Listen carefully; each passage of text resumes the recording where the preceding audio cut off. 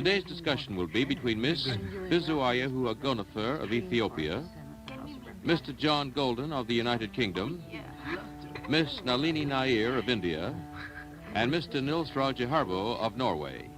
The discussion that's developing seems singularly appropriate to Brotherhood Week. The question is whether everybody or just some few people have prejudices. What do you say about that, Roger? Well, I think all people have prejudices. Many people, they don't see their own prejudices, and they say they don't have them. But I think all people have them, even if they don't see them. Well, I agree with him. I don't think there's anybody here who does not have any sort of prejudice, whether he's educated or not. Yes, that's only partly true, though, because, first of all, what is a prejudice? It's a view based on lack of knowledge about something. Prejudgment, isn't it? Yes. Well, surely a person who knows a lot about a subject can't be described as prejudiced, because he does know all about the subject. Oh, but he doesn't know about every subject. No, but about that particular subject, he can't be prejudiced about that individual subject. Oh, yeah, he can't be prejudiced against that subject because he knows about it, but he may be prejudiced against other subjects, so we say that he has got prejudices too. You think education is a good weapon against prejudice? Oh, yes, I do. Well, a slight difference here. You say, I gather, the educated man is the man free of prejudice. No, less prone to prejudice. Now, what are some of your own prejudices? Let's get down to brass tacks here. What are some of yours, Roger? Well, I think when I came here to America, I think Americans have prejudices against Russians. Now, wait a minute. You were prejudiced against the Americans because the Americans were prejudiced against the Russians? Is that what you're saying? Yes, that's one thing. And I was also prejudiced against America before I came here. For instance, against American teenagers.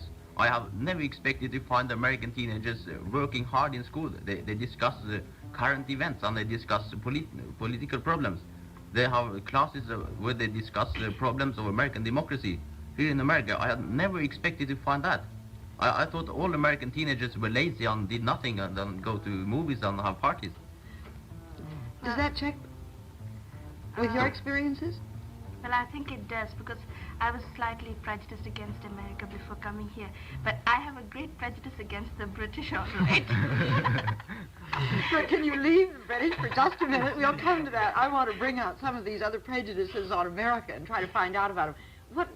What about your prejudices, Bizu? Well, my prejudice on America was based on the racial segregation here, because I heard a lot about the segregation in the United States and about the way the Americans treated the Negroes. Well, after I came here and noticed that noticed that there is not at least my segregation in the north, and asked the people here about it, they told me that it's just in the south and not in the north. But I think that they don't realize the fact that we, the people outside America, we think only the United States as a whole and not as a different parts. And we don't care whether it's in the south or it's in the north. We think only as the United States, and we say that there's segregation in the United States. Well, as a black girl, when I'm a colored girl, and when I hear that the whites ill-treat the black people, I was really prejudiced against the Americans. I agree with her too, because I always feel that America, being one of the leading powers and so well educated, they should have the segregation problem. And when I heard that I was coming here, I was very frightened as to just think what I'm going to meet over here and how I'm going to be treated over here. Yes, it was just something that... I agree that there was a time when both Britain and America had a tremendous moral lead in world affairs, especially America. After the War of Independence, America was regarded as the citadel of liberty, but I feel that if America is going to lead the world, she must get back to this more idealistic approach to liberty for all countries. Well, now, let's go a little bit back to the question of prejudices. You've brought out two now. You say you were prejudiced against the Americans because you thought their teenagers didn't work hard enough, and you and Nalini say you were prejudiced because of the race of the segregation in the United States. What about some of the differences between people and prejudices in your own country? What about India, for example, Nalini? What prejudices are at work there in your society? Well, I exactly don't know some of the prejudices down in my country, but we have had the caste system for quite a long time, and there has been prejudices from the lower caste against the higher castes, because they think that they have not been given the same rights. And But you don't find that so much now because our government is doing a lot for the lower caste to come up, and you don't find that prejudice. And I don't think many of my people have any prejudice against any other nation, except in we don't like colonialism and we don't believe in people coming forward and trying to put down a nation when they should be given their independence, when every man has the right to be free. We must save this for a later program. Come on, open season on the British now, John. It's all right. Well, I know Britain is often regarded as a class society, but since we've been semi-socialized for perhaps nearly 10 years, I think there is much less class consciousness. Personally, I have a class feeling in that I oppose the idle rich still. I don't disapprove of all the aristocracy because some of the aristocrats in England have used their wealth for philanthropic purposes, but, oh gosh, some of the aristocracy I still hold a grudge against. Nalini, have you finished with Johnny, or do you want to talk a little bit more about... I'm interested in this prejudice as to its effect on Indian society today. Well, I'd like to know why the British, they're not giving their independence to Kenya. Well, this is a question, do you mean because of the British government is not giving independence? That's right.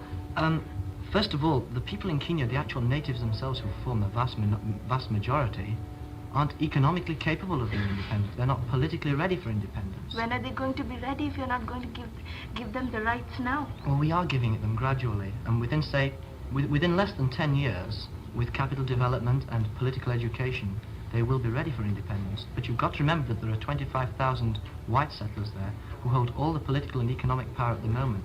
And these people are reactionaries. They are against any progress on, well, against any political power on the part of the natives. But you mean to say the Parliament has no right on such people, and they won't listen to the government?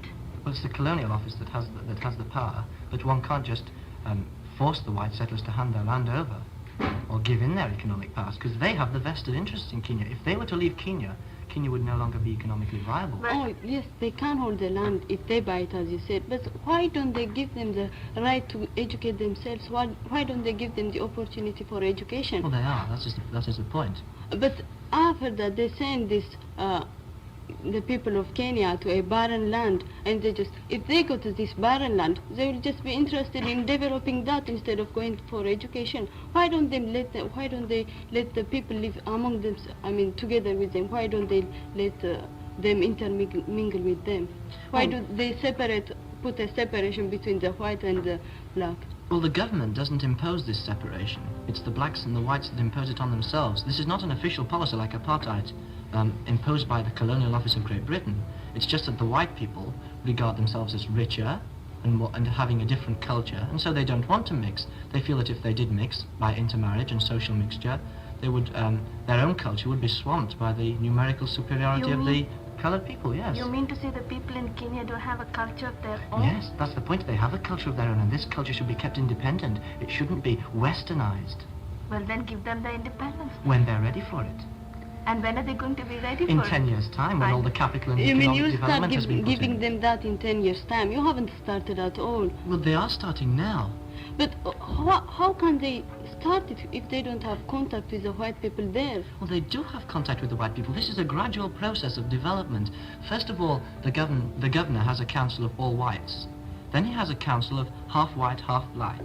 Then they introduce an assembly, perhaps in about 5 years' time, of which half the people are elected and half the people are appointed by the governor, and the governor still has considerable powers of veto.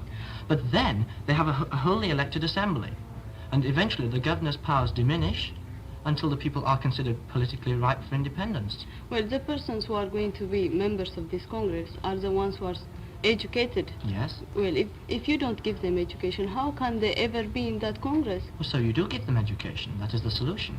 But they don't, you see, you give them their education and they are living separately. They don't know what the whites are, how the whites act, and they won't have the same opinion as the whites then when they go to that Congress. You say What is the point of bringing the blacks and the whites together if their educational They will standard is so much understand each different? other. They will understand each other. They They won't, have the not same if- opinions. Not if the one group is very well educated and the other group is illiterate. One must bring the blacks up to the standard of the whites, not bring the whites down to the standard of the blacks. Well, you can bring the blacks to the standard of the whites Well, by intermingling them. Why can't you? Do you mean that if the whites get in contact with the black people, that they will just go lower instead of bringing up the black people? Well, if they have universal education for everyone, what will happen is that either the standard of education will fall, as you admitted it would happen in India. You admitted that if everyone was given education, the standards would fall. It would be exactly as you did on that television program on education. No, I didn't admit it. I didn't admit it. Did I admit that, Mrs. Waller? I seem to remember that you did. Anyway, No. if this were to happen, the white settlers would send their children to Europe for education. You see, which would even lower the cultural standard of Kenya even further. Yes, but you said that you were giving contact between a Westerner and a native. But isn't that a contact between a master and a slave, and not by equal rights? Well, in what way are they slaves? Well, then you are not giving them their independence, and all the people who are working down there are slaves of the Westerners, aren't they? You said they buy them. Could you define this word slave? In what way are they slaves? I don't understand, Marlene. Well, they work for them.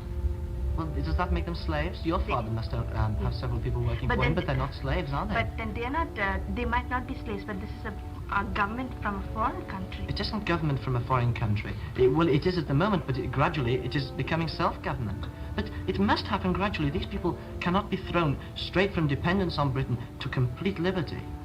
Look, in Ghana we put into practice this gradual process of liberty and government. And what happened in Ghana? They proved that they weren't ready for it. They now have to have a semi-dictatorship, and Nkrumah is given emergency powers. Well, I think if you try, but you're not doing it at once, you're doing it so gradually. Yes. And it's now that every nation is wanting its independence, and I think if you do give them complete power and if you do want that, you can give them independence. Yes, but who is clamoring for independence? It's the intellectuals. Perhaps the top 1 or 2% who've been given a really good education, possibly in America or Europe. These people are ready for liberty and for independence, I admit. But what about the vast majority? I'm sure they are, and they want their independence. But I think they just don't want to ask. They just don't dare to ask for it now. Well, they do ask for Johnny, it continually, Nalini. Roger's been giving me a look. I think he's wondering whether you, if you were an American, would maintain exactly this position. Do you see any, you've heard Johnny talking about criticizing America for the segregation policy here. Are you now making a defense of which position? Put yourself in the position of America and some of your comments about America. Do you mean the American racial policy?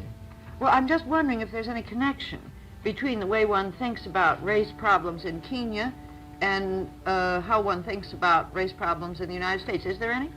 Well, I don't know too much about race problems in Kenya. I know more about the race problems in United States. I think in Norway, the people there, we can't understand that you have race problems here. But I think we have got no problems like this ourselves, so it's very easy to talk about it. But if we had the problems, I think, I'm not quite sure that we would have had integration. Maybe... You don't have any race problems in Norway at all, Roger? Well, we have the Lapps in the north, but I think now there is no problems about them. Not now, but there were before. They were not quite recognized as Norwegians, but they're very small, about 7,000 Lapps, and they live in the north for themselves.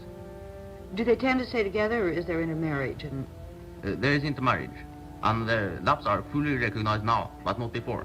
But now they are fully recognized. You know, I think there's a tendency in America to compare the American race question with the question in, say, South Africa and Kenya, but these aren't really the same situations at all.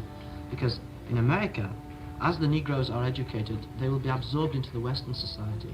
Whereas in Kenya and South Africa, if these people were to be given independence just like that, the white people would be absorbed into society, and the white people are the people with the economic and political power. There is a big difference there, isn't there?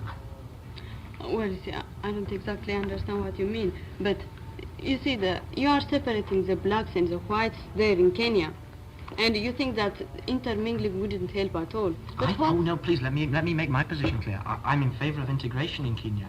Oh, but yes, if the white settlers there will not, and the black people don't want to themselves, one cannot force them. Why Well- do you say the black people don't want to? You think the prejudice is purely white? You don't think the black people have any prejudice against the whites? But You how yourself They have prejudice do, against they the do, whites, haven't they you, do. Nalini? Yes, I do. Yes, you have. But I how do. can they help being prejudiced if That's right. the white people are not treating them well? Well, why are they being maltreated? They're being given education gradually. We aren't as rich a But why country as all gradually? that. Why don't you give them education? You see, Ethiopia is an underdeveloped country like Kenya, but we have got our independence and we don't need any help from Britain, Great Britain or anywhere. We can help ourselves and so can the Well, Kenya, but the you people have from always been Kenya. independent. Oh yes, we You have haven't been a also- colony. We are, well, if they give independence to Kenya too, I'm sure they can support themselves as we do. Well, I can say that because we have been a colony, and after you giving us independence, we've been able to cope up all right. And Yes, I'm how? By getting lots of Western capital, didn't you? But we 5-year had- plans. Yes, the 5-year plans have been based by us. We do get foreign help.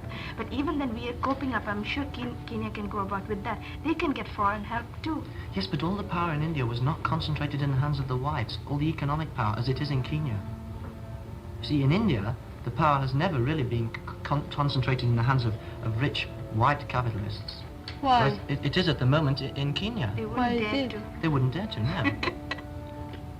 Who wouldn't dare? You mean the white people? The white people in India never had all that power, but they have in Kenya, and one can't just take it from them like that.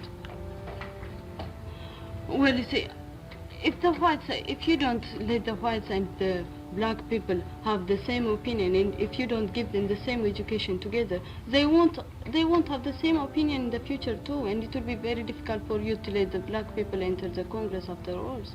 Yes, Bizu, I see your point, but since the war, we've given $2,000 billion to the colonies. Now, we are not a rich country. We do not give as much aid as America, but we give as much as we can. And the educational program is not perhaps as much as we would like to give them, but we do give them all we can in the way of education. Perhaps it's insufficient, but it's as much as we can. And it must be a gradual process. One can't just give people a high school education after they've been illiterate for thousands of years. Gradually build it up, yes, as they are doing in India, aren't they? Johnny, since there isn't a delegate from Kenya, it's a little difficult. I'd rather stick on things that we know, and I think you asked a fair question of Nalini that you didn't ask of Bizu. What prejudices do you have against whites? Or is it only the whites that are prejudiced against people of a darker skin? Well, you see, Ethiopia has been defeated by the Italians about 17 years ago, and we have been very much, we had suffered a lot because of these white people, the Italians. And when the younger generations, we grow up, we ask our parents about that, and our parents, they tell us a lot about it because they just can't help, they just can't forget what has happened to them before. And we are a little prejudiced against the white people. And many foreigners who come from the outside world, they say that the Ethiopians have a feeling of hostility towards the white people. But I want them to understand that how can we help it? We have been suffering for 5 years because of these Italians, and we can't forget it in 17 years. But we are getting help from the United States and from other countries, and now we are having a friendly, we are feeling friendly towards the white people now. But because the Italians occupied your country for 5 years, does that make you hate all white people just because the Italians were white? But you see, now I know that there's a difference between all white people are not the same. But you see, most of the people in Ethiopia are not educated. They are illiterate, and they see only the appearance of the people, and they just don't know one has come from the United States and one has come from Italy. So they seem prejudiced against all white people. It's the same with us, isn't it, Mrs. Warren? We must admit that the white people regard most of the coloured people as just coloured people until they get educated. It's complicated now with so many people moving around so much, because as I think we see in the forum group, there aren't just two colors. There are infinite gradations. Would you be able in the forum group to say who was black and who wasn't? Where do you draw the line?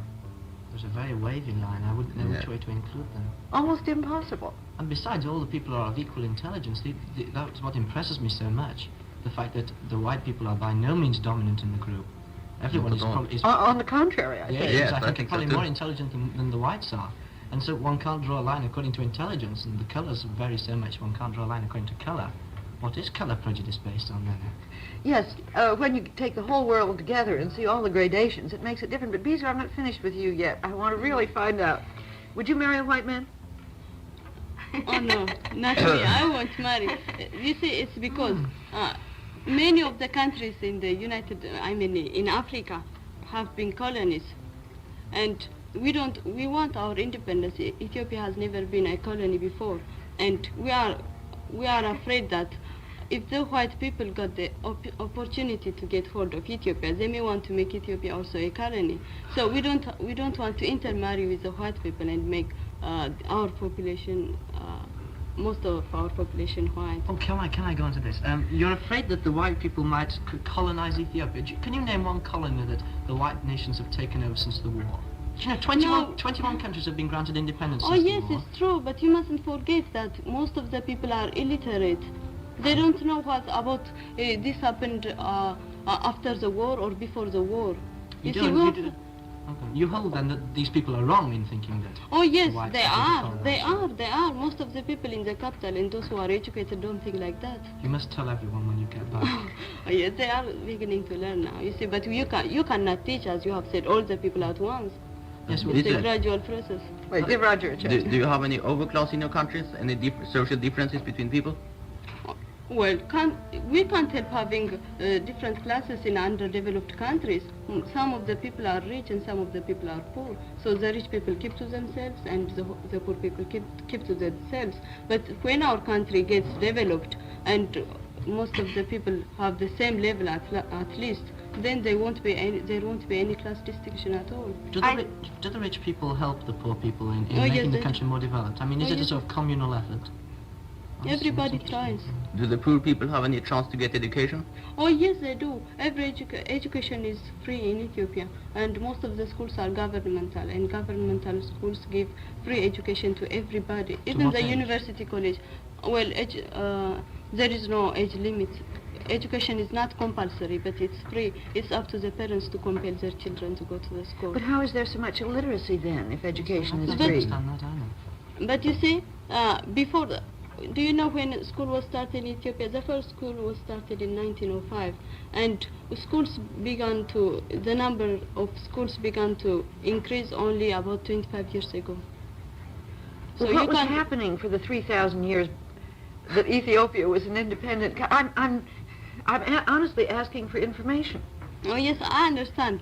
Well, Ethiopia has never had any contact with the outside world before. It has been just an isolated country since the 8th century.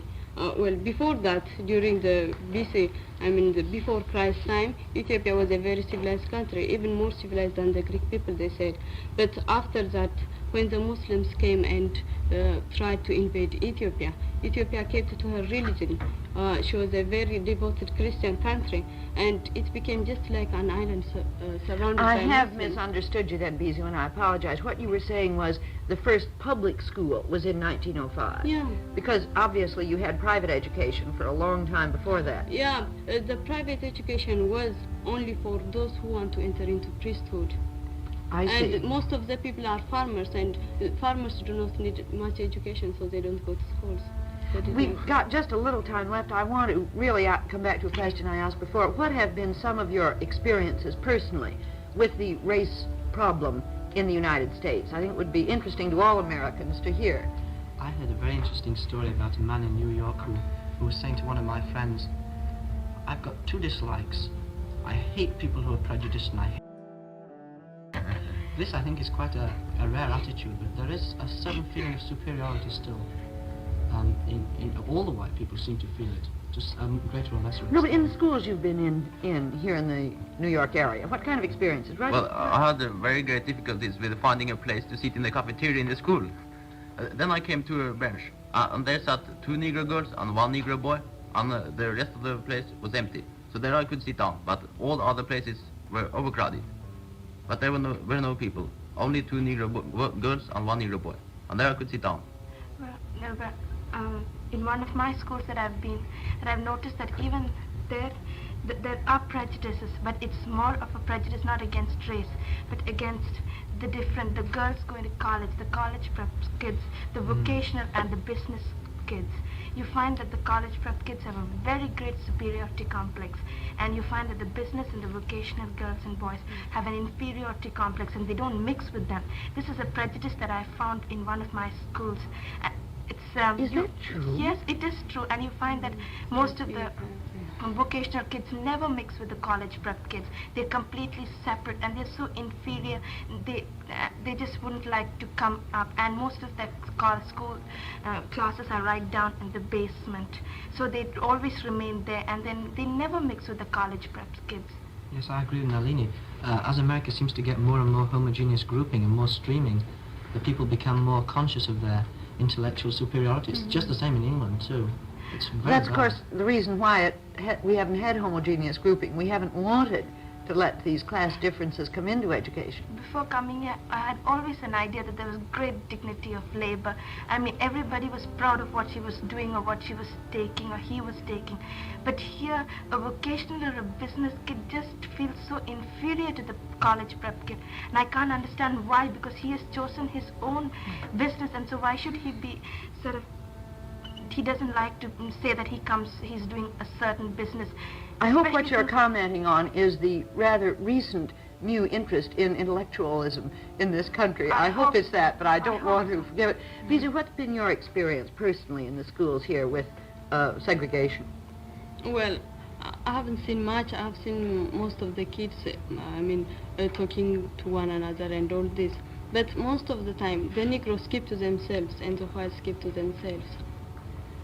This is not so in the school that I am now. I find that there's great intermingling between the Negroes and the whites. I've never seen such things before. You find that the way they're treated, it's exactly like all of them are just one group of people. I haven't found two racial groups at all in the school. Nor have It's I, just no. something lovely. And there was a big sort of statewide discussion in New York City, and there was a school which was predominantly white, and yet the girl who was chosen to give a speech of welcome to Mrs. Eleanor Roosevelt was a colored girl, and she was very intelligent. And in the school I'm staying at the moment, they had a very exciting basketball game in which the hero of the whole match was a colored boy, and they said he was the only person in the school that everyone knew his name. He was very popular, and there doesn't seem to be any distinction at all. I'm so glad to end on that note, because after all, perhaps the possibility of brotherhood isn't quite so far away as we may have thought it was. If you've had experiences like that in our schools, all I can say is I couldn't be happier. Until next week then.